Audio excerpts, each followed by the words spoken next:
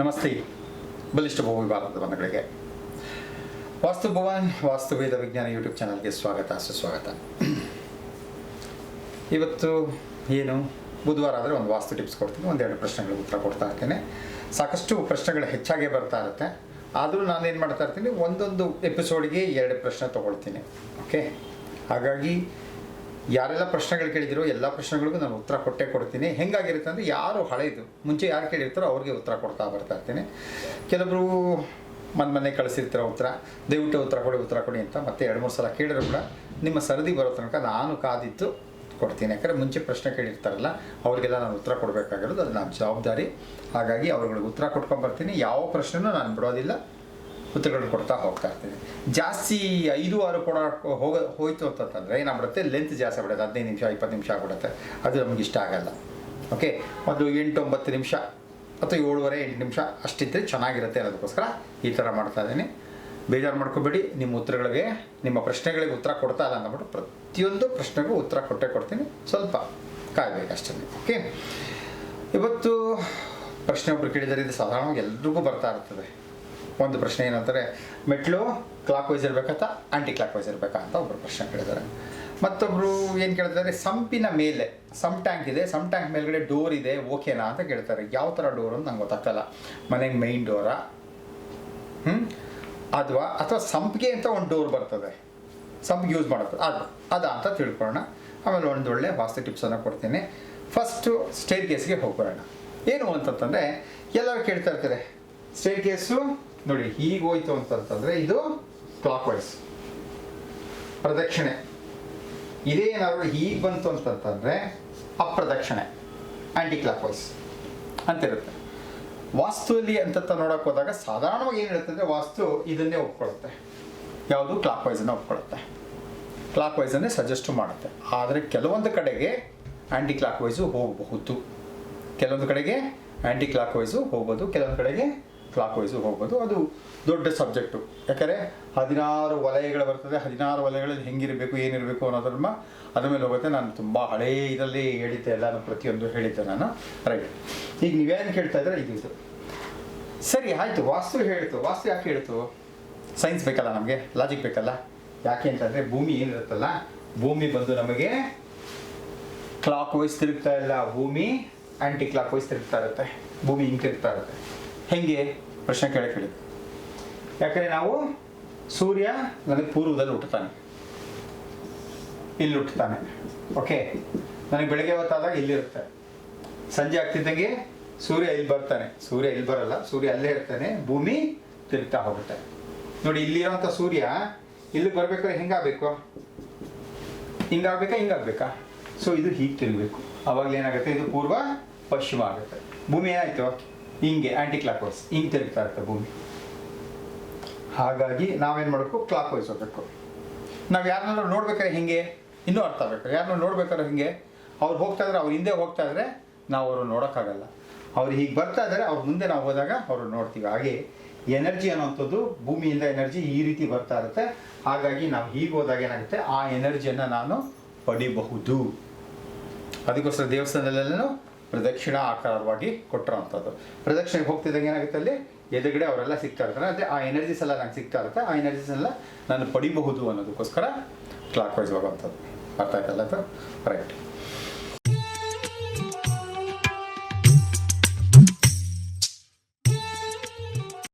Next ಸಂಪಿನ ಮೇಲೆ door ಅಂತ ಕೇಳಿದ್ದಾರೆ. ಸಂಪ್ ಮೇಲೆ ಡೋರ್ ಇರಬಹುದು, ತಪ್ಪೇನು ಇಲ್ಲ. ಯಾಕಂದ್ರೆ ನಮಗಿರೋದು ಜಾಗ ಚಿಕ್ಕದು, ಅದ್ರ ಮೇಲೆ ನಾನೇನು ಮಾಡಲಿ, ಹೊರಗಡೆ ಸಪ್ರೇಟಾಗಿ ಸಂಪ್ ಮಾಡ್ಕೊಂಡು ಆಗಲ್ಲ. ಹಾಗಾಗಿ ನಾನು ಮಾಡ್ಕೊಂಡಿದ್ದೆ. ಅದ್ರ ಮೇಲ್ಗಡೆಗೆ ಮನೆಗೆ ಮೈನ್ ಡೋರ್ ಇದೆಯೋ, ಯಾವ ಡೋರ್ ಇದೆಯೋ ಗೊತ್ತಿಲ್ಲ ನನಗೆ, ಯಾರು ಪ್ರಶ್ನೆ ಕೇಳಿದ್ದೀರಾ. ಇರಬಹುದು. ಆದರೆ ಪ್ರೊವೈಡೆಡ್ ಏನಾಗುತ್ತೆ ಅಂತಂದರೆ, ಸಾಧಾರಣವಾಗಿ ಇದೇ ಸಂಪು ಅಂತ ಅನ್ಕೊಂಬೋಣ, ಇಷ್ಟು ದೊಡ್ಡದು. ಓಕೆ, ಈ ಸಂಪ್ ಇರುತ್ತೆ ಅಂತಂದರೆ ಇಲ್ಲೆಲ್ಲೋ ನನಗೆ ಡೋರ್ ಇರುತ್ತೆ, ಇಲ್ಲೆಲ್ಲೋ ಡೋರ್ ಇರುತ್ತೆ. ಅಂದರೆ ಸಾಧಾರಣವಾಗಿ ಸಂಪ್ ಡೋರ್ಗೆ ನಾನು ಮಾತಾಡ್ತಿದ್ದು, ಸಂಪಿನ ಡೋರ್ಗೆ ಏನಾದ್ರು ಹಿಂಗಿತ್ತು ಅಂತಂದರೆ ಎದುರುಗಡೆ ಇರೋದು ಒಳ್ಳೇದಲ್ಲ, ಶ್ರೇಯಸ್ಸಲ್ಲ. ಯಾಕೆ ಅಂತಂದರೆ, ಒಂದು ನಾನು ಇಲ್ಲಿಂದ ಇಲ್ಲಿ ಹೆಜ್ಜೆ ಇಡಬೇಕಾದಾಗ ಏನಾಗುತ್ತೆ ಅಂದರೆ, ಹಳ್ಳದಲ್ಲಿ ಬಿದ್ದಂಗೆ ಒಂದು ಫೀಲಿಂಗು. ಓಕೆ, ಎರಡನೇದಾಗುತ್ತೆ, ಇದ್ರ ಮೇಲೆ ನಾನು ಓಡಾಡ್ತಾ ಇದ್ರೆ ಏನಾಗುತ್ತೆ, ಇಲ್ಲಿ ನನ್ನ ಪಾದದಲ್ಲಿರುವಂಥ ಅಥವಾ ನನ್ನ ಫುಟ್ವೇರಲ್ಲಿಂಥ ಧೂಳಿನ ಕಣಗಳೆಲ್ಲ ಏನಾಗುತ್ತೆ ಅಂದರೆ ಇದರೊಳಗೆ ಹೋಗುವಂಥ ಚಾನ್ಸಸ್ಸು ಬಹಳ ಇರುತ್ತೆ. ಹೋಗೋದ್ರಿಂದ ಏನಾಗುತ್ತೆ, ನಮ್ಮ ವಾಟ್ರು ಕಂಟಾಮಿನೇಟ್ ಆಗಿಬಿಡುತ್ತೆ, ಕಲುಷಿತ ಆಗಿಬಿಡುತ್ತೆ. ಕುಡಿಯೋಂಥ ನೀರು, ಸ್ನಾನ ಮಾಡೋಂಥ ನೀರು ಎಲ್ಲರೂ ಏನಿಲ್ಲ, ಸಂಪಿಗೆ ಬರುತ್ತೆ, ಸಂಪಿಂದ ಓಡಾಟಕ್ಕೆ ತೊಗೊಳ್ತೀವಿ, ಓಡಾಟಕ್ಕಿಂತ ಫಿಲ್ಟರ್ ಮೂಲಕ ನಾವು ಫಿಲ್ಟರ್ ಮಾಡಿ ನೀರನ್ನು ಕುಡಿತಾ ಇದ್ದೀವಲ್ಲ. ಸೊ ಈ ರೀತಿ ಇದ್ದರೆ, ಬಟ್ ಇಲ್ಲಿ ನಿಮ್ಗೆ ಡೋರ್ ಇದೆ, ಇಲ್ಲಿ ಸಂಪಿದೆ, ಇಲ್ಲಿ ನಿಮಗೆ ಇಲ್ಲ ಡೋರ್ ಇದೆ, ಇರಬಹುದು, ತಪ್ಪೇನಿಲ್ಲ. ಅರ್ಥ ಆಯ್ತಲ್ಲ? ಸೊ ಅದು. ಆಮೇಲೆ ವಾಸ್ತು ಟಿಪ್ಸು ಅಂತಂದಾಗ ರೀಸೆಂಟ್ಲಿ ಒಂದು ವಾಸ್ತುಗೆ ಅಂತ ಒಂದು ಕಡೆ ಕರೆಸಿದ್ರು. ಸುಮಾರು 2 ಎಕರೆ ಜಾಗ, 2 ಎಕರೆ ಜಾಗದಲ್ಲಿ ಒಂದು ಮನೆ ಕಟ್ಕೊಂಡಿದ್ದಾರೆ. 2 ಎಕರೆ ಜಾಗದಲ್ಲಿ ಒಂದು ಮನೆ ಅಂದರೆ ಅವರು ನೋಡಿಕೊಂಡು ನೈಋತ್ಯ ಭಾಗದಲ್ಲಿ ಮನೆ ಕಟ್ಕೊಂಡಿದ್ದಾರೆ. ಆ ಮನೆಗೆ ಕಾಂಪೌಂಡ್ ಇಲ್ಲ. 2 ಎಕರೆ ದೊಡ್ಡದೇನಿದೆಯೋ ಅದಕ್ಕೆ ಬೇಲಿ ಗೀಲಿ ಎಲ್ಲ ಹಾಕೊಂಡಿದ್ದಾರೆ, ಮಾಡಿದ್ದಾರೆ. ಒಂದು ಕಡೆಗೆ ಒಂದಷ್ಟು ಕಡೆ ಸೌತ್ ವೆಸ್ಟಲ್ಲಿ ಸ್ವಲ್ಪ ಕಾಂಪೌಂಡ್ ಕಟ್ಟಿದ್ದಾರೆ, ಆದರೆ ಮನೆಗಿಲ್ಲ. ನೋಡಿ, ಇದು ಇಷ್ಟು ದೊಡ್ಡದಿದೆ ಅಂತಂದಾಗ ಸೌತ್ ವೆಸ್ಟು ಈ ಭಾಗದಲ್ಲಿ ಬರ್ತದೆ ನಮಗೆ. ಈ ಭಾಗದಲ್ಲಿ ಅವ್ರು ಕಟ್ಟಿರೋದು 27ಕ್ಕೆ ಒಂದು 60 ಅಡಿ ಕಟ್ಟಿದ್ದಾರೆ. 27ಕ್ಕೆ 60 ಅಡಿ. ಸೊ 2 ಎಕರೆಯಲ್ಲಿ 27ಕ್ಕೆ 60 ಅಡಿ ದೊಡ್ಡದು ವಿಚಾರನೇ ಅಲ್ಲ. ಆದರೆ ಅವ್ರ ಮನೆಯಲ್ಲಿ ಅಭಿವೃದ್ಧಿ ಕಾಣ್ತಾ ಇಲ್ಲ. ಯಾಕೆ ಕಾಣ್ತಾ ಇಲ್ಲ? ಸೊ ನಾನು ಹೋದೆ, ಆ ಮನೆದು ಮೆಜರ್ಮೆಂಟ್ಸ್ ಎಲ್ಲ ತೊಗೊಂಡು ನೋಡಿಕೊಂಡು ಕೆಲವೊಂದು ಪಾಯಿಂಟ್ಸ್ಗಳಿತ್ತು, ಅದೆಲ್ಲ ಹೇಳಿದೆ. ಮತ್ತು ಇನ್ನೊಂದಷ್ಟು ಕನ್ಸಲ್ಟೇಷನ್ ಕೊಡಬೇಕು. ನಾನು ಪ್ರಮುಖವಾಗಿ ಅವ್ರಿಗೆ ಹೇಳಿದ್ದೇನು ಅಂತಂದರೆ, ನೋಡಿ ಸರ್, ಇದಾಯ್ತಲ್ಲ, ಈ ಕಡೆಗೆ ಇಲ್ಲಿ ಕಾಂಪೌಂಡ್ ಇದೆ, ಆದರೆ ಇಲ್ಲಿಲ್ಲ, 3 ಕಡೆನೂ ಇಲ್ಲ. ಈ ಕಡೆ ಎಲ್ಲ ಜಾಗ ಜಾಸ್ತಿ ಬಿಟ್ಬಿಟ್ಟಿದ್ದಾರೆ. ಏನಾಗುತ್ತೆ, ಬರೋಂಥ ಎನರ್ಜಿ ಎಲ್ಲ ಕಡೆಗೂ ಡಿಸ್ಟ್ರಿಬ್ಯೂಟ್ ಆಗಿಬಿಡುತ್ತೆ ಅಲ್ವಾ? ಈಗ ನನಗೆ ಎಷ್ಟು ಬೇಕೋ ಅಷ್ಟು ಆಹಾರ ನನಗೆ ಬೇಕೇ ಬೇಕು. ಇದನ್ನು 10 ಜನ ತಿನ್ನೋಕ್ಕಾಗಲ್ಲ. ಇಷ್ಟಿದೆ, 10 ಜನ ಒಂದೊಂದು ಚಿಟಿಕೆ ಅಷ್ಟು ತೊಗೋಬೋದು ಇಷ್ಟಿದ್ರೆ.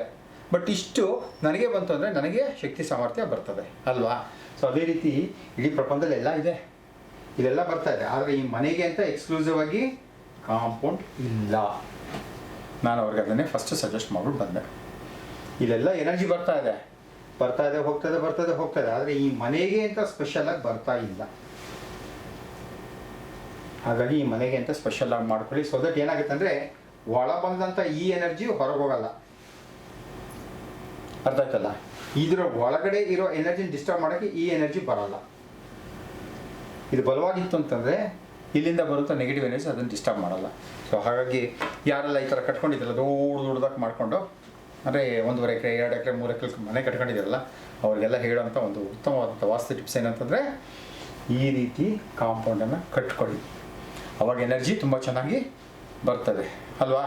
ಈಗ ನಾವ್ಯಾಕೆ ಬಾವಿ ತೋಡ್ತೀವಿ, ನಾವ್ಯಾಕೆ ಬೋರಲ್ಲಿ ತೋಡ್ತೀವಿ, ಎಲ್ಲ ಕಡೆ ನೀರಿದೆಯಲ್ಲ, ತೊಗೋಬೋದಲ್ಲ? ಆಗಲ್ಲ.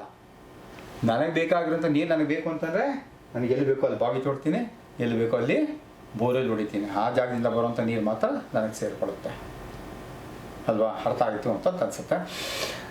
ಸೊ ಲೈಕ್ಗಳು ಚೆನ್ನಾಗಿ ಕೊಡ್ತಾ ಇದ್ದೀರಾ, ಪ್ರಶ್ನೆಗಳನ್ನ ತುಂಬ ಚೆನ್ನಾಗಿ ಕೇಳ್ತಾ ಇದ್ದೀರಾ, ಕೇಳ್ತಾ ಹೋಗಿ. ಹೇಳಿದ್ನಲ್ಲ, ನಿಮ್ಮ ಸರದಿ ಬಂದಾಗ ನೀವು ಕೇಳಿರೋಂಥ ಪ್ರತಿಯೊಂದು ಪ್ರಶ್ನೆಗೂ ಉತ್ತರಗಳನ್ನ ಕೊಡ್ತಾ ಹೋಗ್ತೀನಿ. ಭಗವಂತ ಎಲ್ರಿಗೂ ಕೂಡ ಆಯುಸ್ಸು, ಆರೋಗ್ಯ, ಉಲ್ಲಾಸ, ಉತ್ಸಾಹವನ್ನು ಯಥೇಚ್ಛವಾಗಿ ಅಷ್ಟೈಶ್ವರ್ಯಗಳ ಜೊತೆ ಕೊಡಲಿ ಅಂತ ಕೇಳ್ಕೊಳ್ತಾ, ನಮಸ್ತೆ, ಜೈ ಹಿಂದ್.